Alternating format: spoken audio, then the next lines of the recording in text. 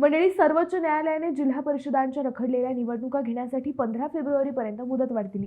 त्यामुळे आता राज्यातील सर्वच जिल्हा परिषदेच्या निवडणुका लागणार आहेत. मंडळी, त्यातच 12वीची परीक्षा 10 फेब्रुवारीपासून सुरू होत असल्याने त्यापूर्वी म्हणजे साधारणतः 5 फेब्रुवारी रोजी मतदान घेण्याची तयारी आयोगाने केली असल्याची माहिती समजली आहे.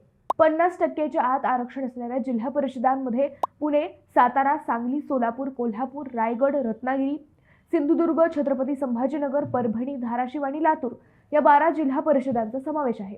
उर्वरित 20 ठिकाणी आरक्षण मर्यादा ओलांडली आहे. त्यामुळे अहिल्यानगरमध्ये पहिल्या टप्प्यात निवडणुका होणार नाहीत. अहिल्यानगरसह आरक्षण मर्यादा ओलांडलेल्या 20 जिल्हा परिषदेच्या निवडणुका पुढील आदेशानुसार होतील. दरम्यान, स्थानिक स्वराज्य संस्था निवडणुकांची प्रक्रिया पूर्ण करण्यासाठी सर्वोच्च न्यायालयाने 2 आठवड्यांची मुदतवाढ दिली.